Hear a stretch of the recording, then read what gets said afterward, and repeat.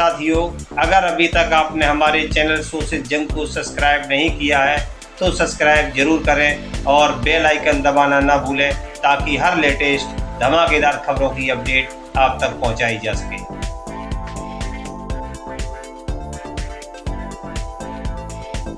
अध्यक्ष महोदय जी, आज आपने मुझे इस सभा में बोलने का मौका दिया, इसके लिए मैं आपकी बहुत बहुत आभारी हूँ। सबसे पहले जो सुरक्षाकर्मी, जो जवान अफसर 13 दिसंबर को संसद की सुरक्षा के लिए शहीद हुए, उनके प्रति मैं श्रद्धांजलि व्यक्त करना चाहती हूँ। महोदय, हजारों साल पुरानी हमारी देश की, धर्म की एक पुरानी परंपरा रही है। ये परंपरा संवाद, चर्चा की रही है। एक गौरवशाली परंपरा है जो दर्शन ग्रंथों में, वेदों में, उपनिषदों में दिखती है। वाद विवाद और संवाद की हमारी पुरानी संस्कृति है। अलग अलग धर्मों में भी, इस्लाम में, सूफियों में, बौद्ध धर्म में, जैन धर्म में, सिख धर्म में भी ये वाद संवाद, ये चर्चा बहस, इसकी संस्कृति रही है। इसी परंपरा से उभरा हमारा स्वतंत्रता संग्राम। हमारा स्वतंत्रता संग्राम विश्व में एक अनोखा संग्राम था, एक अनोखी लड़ाई थी जो अहिंसा और सत्य पर आधारित थी। ये वाद संवाद की जो परंपरा है, इसको इस संग्राम ने आगे कैसे बढ़ाया?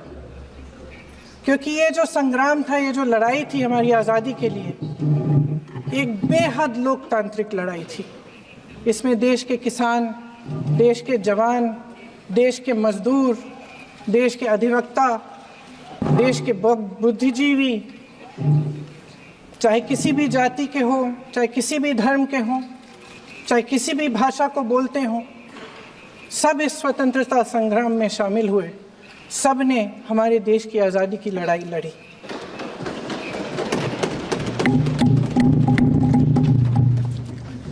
और उसी आज़ादी की लड़ाई से एक आवाज़ उभरी जो हमारी देश की आवाज़ थी।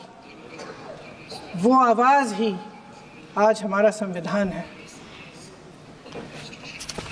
साहस की आवाज़ थी, हमारी आज़ादी की आवाज़ थी, और उसी की गूंज ने हमारे संविधान को लिखा और बनाया।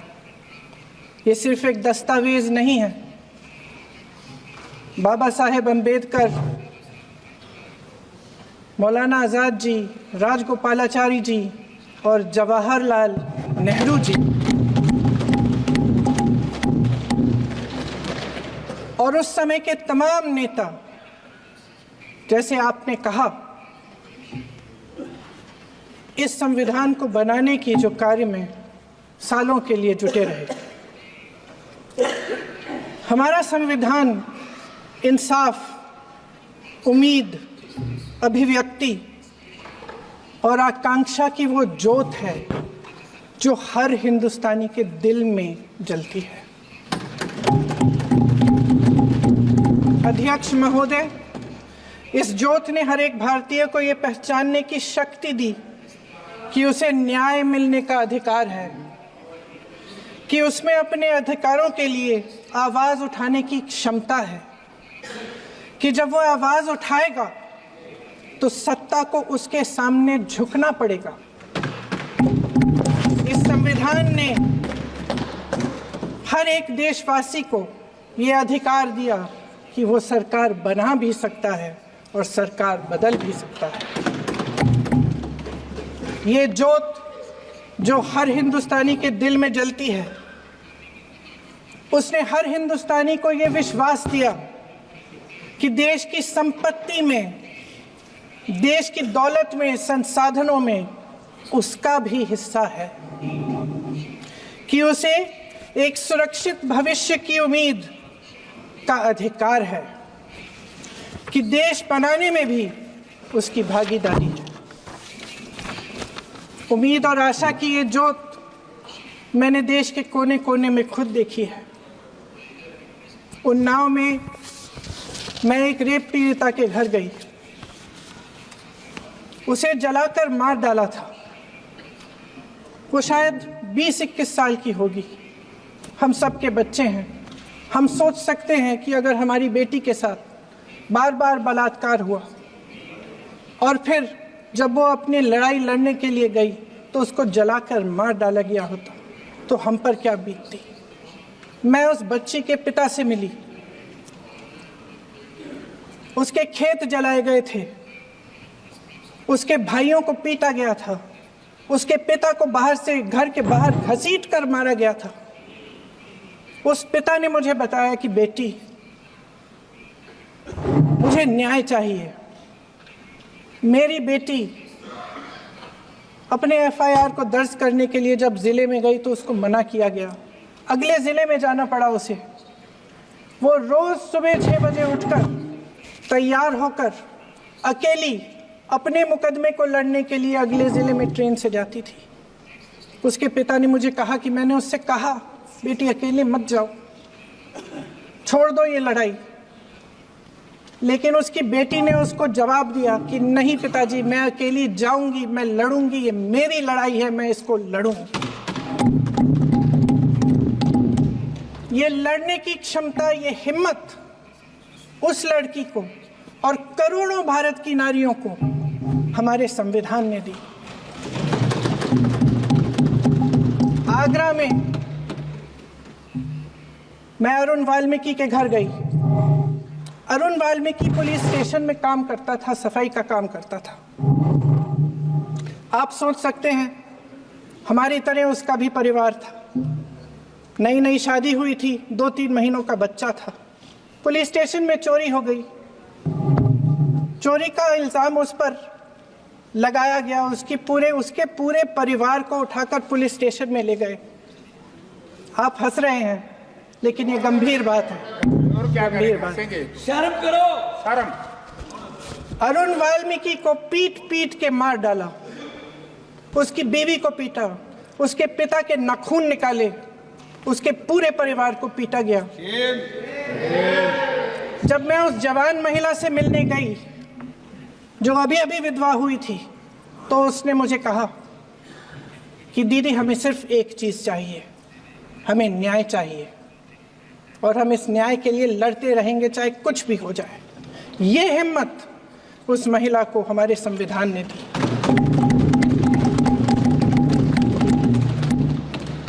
संभल के कुछ लोग आए थे हमसे मिलने, जो मृतकों के परिवार के सदस्य थे। उसमें 2 बच्चे थे, अदनान और उजैर। अब सुनिए। उसमें 2 बच्चे थे, अदनान और उजैर। एक बच्चा मेरे बच्चे की उम्र का है, दूसरा उससे छोटा 17 साल का है। दर्जी के बेटे थे। दर्जी का एक ही सपना था कि वो अपने बेटों को पढ़ाएगा, लिखाएगा। एक बेटा डॉक्टर बनेगा, एक बेटा भी सफल होगा दूसरा बेटा भी अपने जीवन में सफल होगा। उनके पिताजी हर रोज उनको स्कूल छोड़ते थे। उस दिन भी स्कूल छोड़ने के बाद अपनी दुकान में चले गए। उन्हें पता नहीं था कि विवाद हो रहा है। उन्होंने भीड़ देखी, घर आने की कोशिश की तो पुलिस ने गोली से मार डाला। वो 17 साल का बच्चा अदनान मुझसे कहता है, वो 17 साल का बच्चा अदनान मुझसे कहता है कि मैं बड़ा होकर डॉक्टर बन के दिखाऊंगा, मैं अपने पिता का सपना साकार करूंगा। ये सपना, ये आशा उसके दिल में हमारे संविधान ने डाली। अध्यक्ष महोदय, हमारे देश के करोड़ों देशवासियों के संघर्ष में, अपने अधिकारों की पहचान में, इनकी कठिन से कठिन परिस्थितियों से लड़ने की अपार हिम्मत में और देश से न्याय की अपेक्षा में हमारे संविधान की ज्योत जल रही है। मैंने हमारे संविधान की ज्योत को जलते हुए देखा है और इसके साथ साथ ये भी समझा है कि हमारा संविधान एक सुरक्षा कवच है, एक ऐसा सुरक्षा कवच है जो देशवासियों को सुरक्षित रखता है, न्याय का कवच है, एकता का कवच है और अभिव्यक्ति की आज़ादी का कवच है। दुख की बात यह है कि मेरे सत्ता पक्ष के साथी जो बहुत बड़ी बड़ी बातें करते हैं, इन्होंने इन 10 सालों में ये सुरक्षा कवच, सत्ता पक्ष के मेरे साथियों ने ये सुरक्षा कवच तोड़ने का पूरा प्रयास किया है। संविधान में सामाजिक, आर्थिक और राजनीतिक न्याय का वादा है। ये वादा एक सुरक्षा कवच है जिसको तोड़ने का काम शुरू हो चुका है। लैटरल एंट्री और निजीकरण के जरिए ये सरकार आरक्षण को कमजोर करने का काम कर रही है। अगर लोकसभा में ये नतीजे नहीं आए होते तो ये संविधान बदलने का काम भी शुरू कर लेते।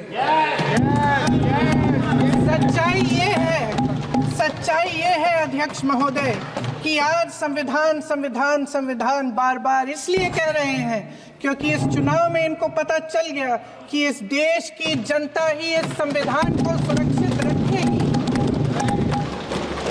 कि इस चुनाव में हारते हारते जीतने से इन्हें एहसास हुआ कि ये संविधान बदलने की बात इस देश में नहीं चलेगी। आज जनता की मांग है कि जाति जनगणना हो। सत्ता पक्ष के मेरे साथी ने इसका जिक्र किया। ये जिक्र भी आज इसलिए हो रहा है क्योंकि चुनाव में ये नतीजे आए।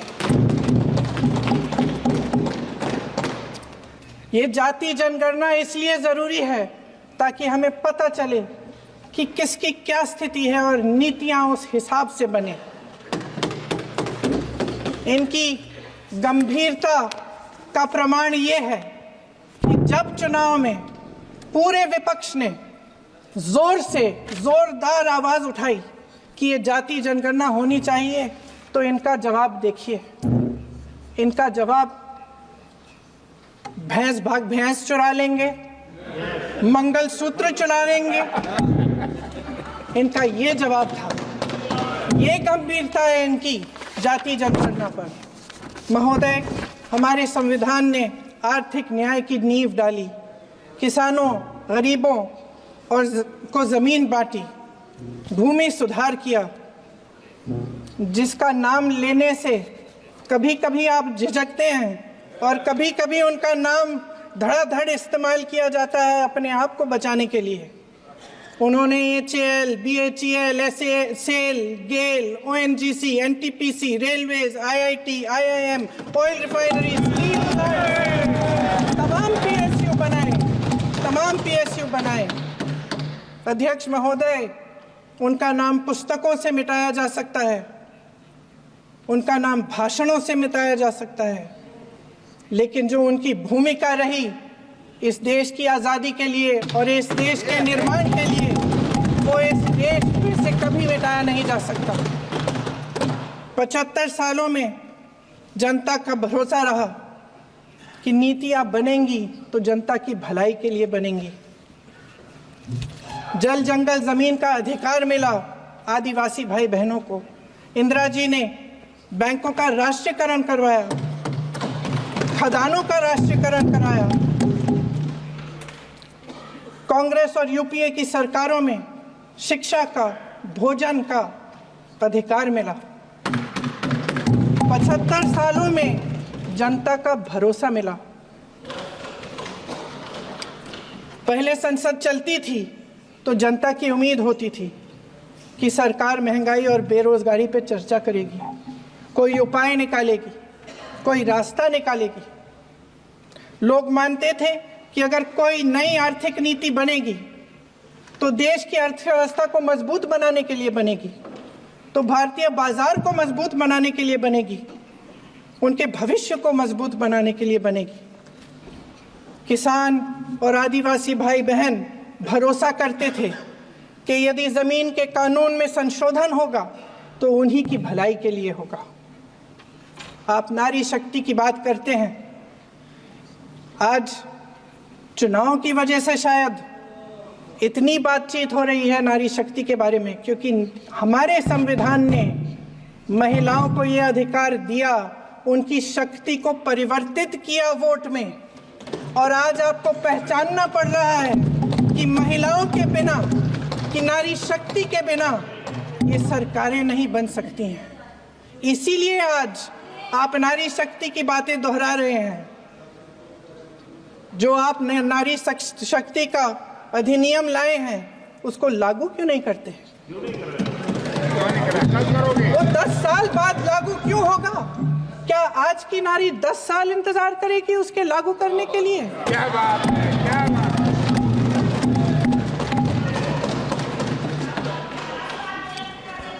आज संसद में बैठे हुए सत्ता पक्ष के मेरे साथी ज्यादा से ज्यादा अतीत की बातें करते हैं। 1900 किस में क्या हुआ, कब हुआ, नेहरू जी ने क्या किया। अरे वर्तमान की बात करिए, देश को बताइए आप क्या कर रहे हैं, आपकी जिम्मेदारी क्या है? कि सारी जिम्मेदारी जवाहरलाल नेहरू की है। अध्यक्ष महोदय जी, ये सरकार आर्थिक न्याय का सुरक्षा कवच तोड़ रही है। आज संसद में बैठी ये सरकार बेरोजगारी और महंगाई से जूझ रही हमारी जनता को क्या राहत दे रही है?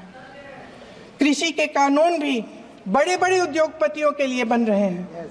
सही एमएसपी को छोड़िए, डीएपी तक नहीं मिल रहा है।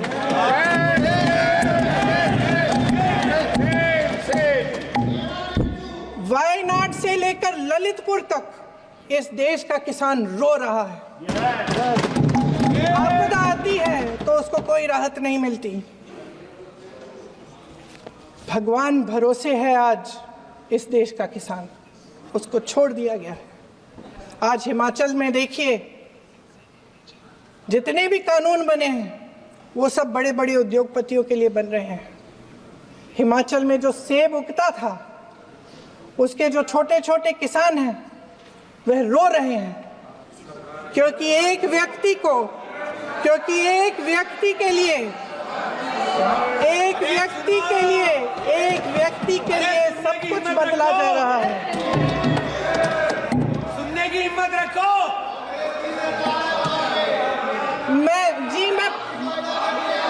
अध्यक्ष महोदय जी,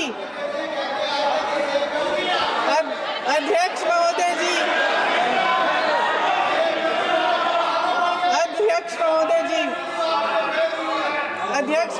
जी, अडानी जी को सारे कोल्ड स्टोरेज प्रदेश की सरकार ने नहीं दिए। अडानी जी को सारे कोल्ड स्टोरेज आपकी सरकार ने दिए हैं। देश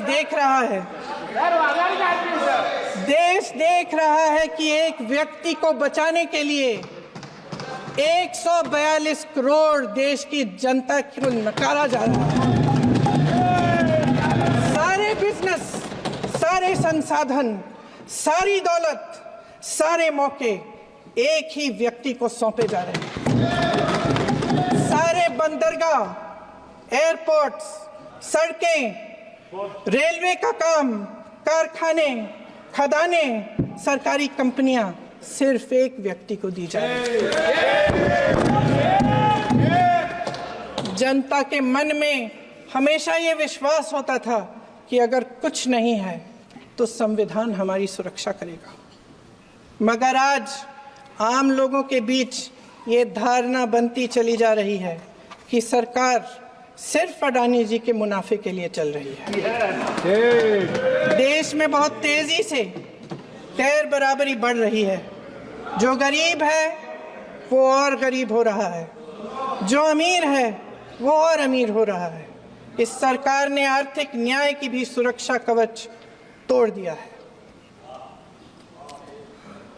राजनीतिक न्याय की जब बात होती है, मेरे सत्ता पक्ष के साथी आज खड़े हुए और तमाम गिनती करने लग गए कि ऐसा हुआ वैसा हुआ 1975 में जो हुआ।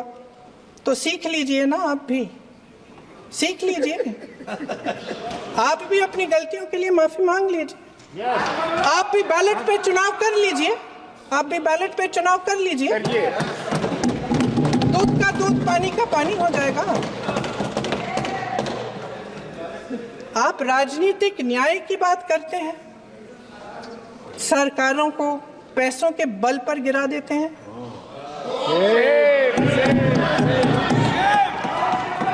मेरा आग्रह है कि अपन संविधान में सकारात्मक बोले।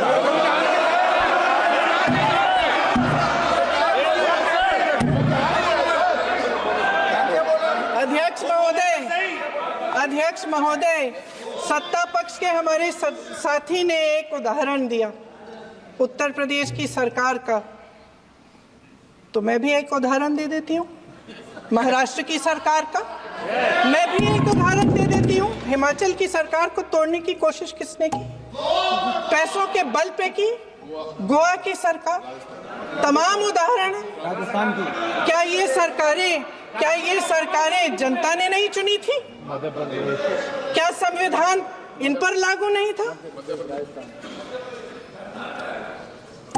पूरी देश की जनता जानती है कि इनका हंसती है, जानती है कि इनके यहाँ तो वॉशिंग मशीन है।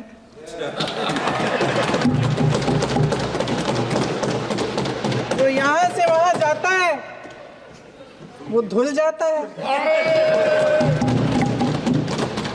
इस तरफ दाग, उस तरफ स्वच्छता। और मेरे कई ऐसे साथी हैं जो इस तरफ होते थे उस तरफ चले गए, मुझे दिख भी रहे हैं, वॉशिंग मशीन में शायद धुल गए हैं। अध्यक्ष महोदय, जहां भाईचारा और अपनापन होता था, जहां हमारे संविधान ने एकता का सुरक्षा कवच दिया था, वहां शक और घृणा के बीज बोए जा रहे हैं। एकता का सुरक्षा कवच तोड़ा जा रहा है। प्रधानमंत्री जी यहाँ सदन में संविधान की किताब को यूं माथे से लगाते हैं, लेकिन संभल में, हाथरस में, मणिपुर में जब न्याय की गुहार आती है, उठती है, तो उनके माथे पे शिकन तक नहीं आता।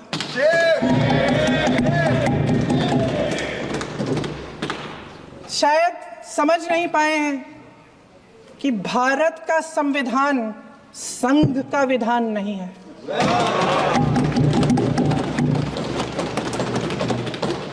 भारत के संविधान ने हमें एकता दी, हमें आपसी प्रेम दिया। उस मोहब्बत की दुकान जिस पर आपको हंसी आती है, उसके साथ करोड़ों देशवासी चले। करोड़ों देशवासियों के दिल में एक दूसरे के लिए प्रेम है, घृणा नहीं है।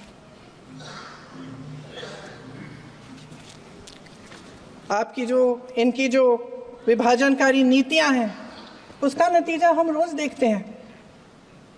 राजनीतिक फायदे के लिए संविधान को छोड़िए, देश की एकता को भी ये रख नहीं सकते, इसकी सुरक्षा नहीं कर सकते। हमने संभल में देखा, मणिपुर में देखा। दरअसल इनका कहना है कि अलग अलग इस देश के अलग अलग हिस्से हैं। कैमरा। लेकिन हमारा संविधान कहता है कि ये देश एक है और ये देश एक रहेगा। जहां खुला विवाद होता था, अभिव्यक्ति का सुरक्षा कवच होता था, इन्होंने भय का माहौल पैदा किया है। सत्ता पक्ष के मेरे साथी अक्सर 75 सालों की बात करते हैं, लेकिन इन 75 सालों में ये उम्मीद, आशा, ये अभिव्यक्ति की ज्योति कभी थमी नहीं, कभी बुझी नहीं। इस देश की जनता ने खुलकर आलोचना की, निडर होकर धरने किए, प्रदर्शन किए। जब जब जनता नाराज हुई, तब तब सत्ता को ललकारा, उसे चेतावनी दी, बड़े से बड़े नेताओं को कटघरे में खड़ा किया, उनसे जवाब मांगा, न्याय मांगा। इस देश के छोटे छोटे से नुक्कड़ की दुकानों में, चाय की दुकानों में, इस देश के घरों में, गलियों में, मोहल्लों में, अखबारों में, प्रकाशन घरों में, न्यायपालिकाओं में चर्चा कभी बंद नहीं हुई। लेकिन आज ये माहौल नहीं है। आज जनता को सच बोलने से डराया जाता है, धमकाया जाता है।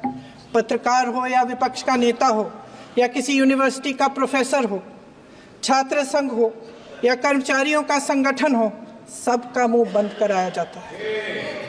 किसी पे ईडी, किसी पे सीबीआई, किसी पे इनकम टैक्स,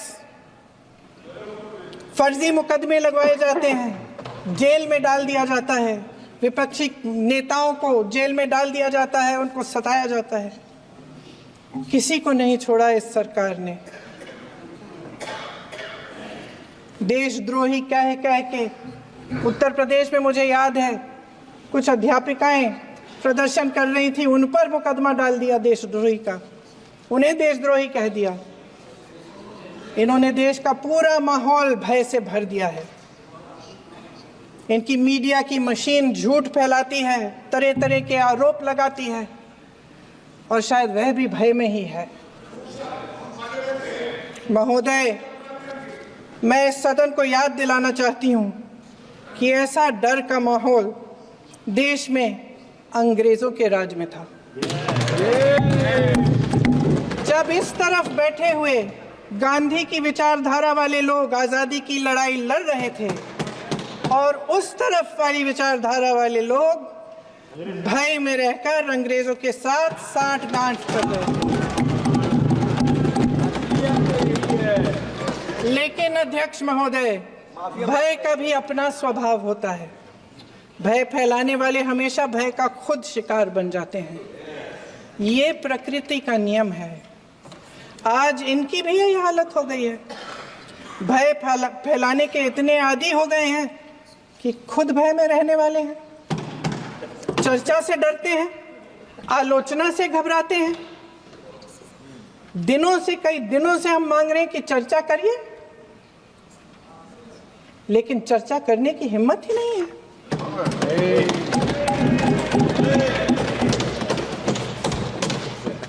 एक कहानी होती थी अध्यक्ष महोदय, शायद बचपन में आपने भी सुनी होगी। राजा भेष बदलकर बाजार में आलोचना सुनने जाता था। ये सुनने जाता था कि प्रजा मेरे बारे में क्या कह रही है, मैं सही रास्ते पे चल रहा हूं कि नहीं। लेकिन आज का राजा, भेष तो बदलते हैं आज के राजा, शौक तो है उनको भेष बदलने का, लेकिन न जनता के बीच जाने की हिम्मत है और न आलोचना सुनने की। महोदय, मैं तो सदन में नहीं हूं।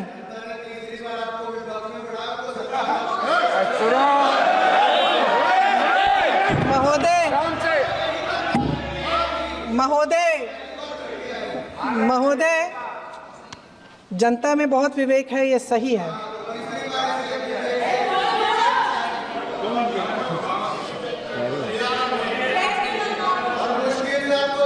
अच्छा महोदय, मैं सदन में नहीं हूँ,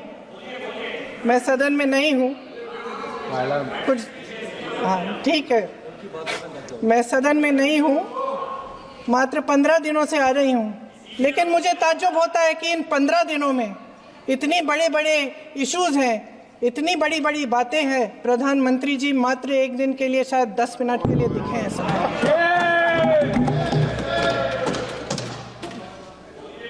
बात यह है अध्यक्ष महोदय जी कि ये देश भय से नहीं, साहस और संघर्ष से बना है। इसको बनाने वाले देश के किसान, जवान, देश के करोड़ों मजदूर और गरीब जनता है। संविधान इनको साहस देता है। मेहनती मिडिल क्लास है। और इस देश के जो करोड़ों देशवासी हैं, जो रोजाना भयंकर परिस्थितियों का सामना करते हैं, उनको साहस देता है। वायनाड में जो आपदा आई उसमें एक छोटा लड़का था 17 साल का। 6 घंटों के लिए उसने अपनी माँ को बचाने की कोशिश की। 6 घंटों के लिए आप सोच सकते हैं कि अगर नदी की धारा बह रही है, नाराज है, आप अपनी माँ को पकड़े हो, 6 घंटों के लिए पकड़े रखते हो कि मेरी माँ बच जाएगी, और अंत में वो माँ भी बह जाती है। उस लड़के का साहस, उन महिलाओं का साहस जो पीड़ित हैं लेकिन फिर भी अपनी लड़ाई लड़ रहे हैं, उन संभल के बच्चों का साहस जिनके पिताजी अभी अभी गुजर गए लेकिन फिर भी उनके सपनों को साकार करने की हिम्मत है, उनका साहस है, वो साहस इस संविधान ने दिया है।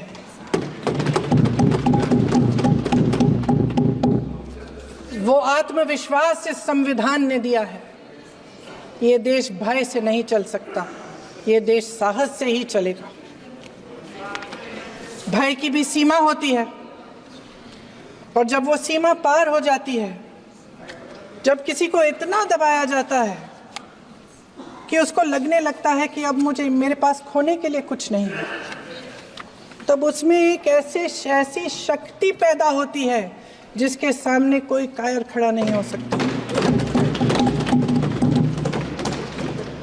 ये देश कायरों के हाथों में ज्यादा देर तक कभी नहीं रहा है।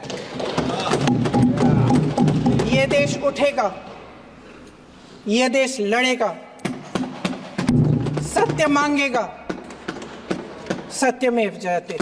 जय हिंद।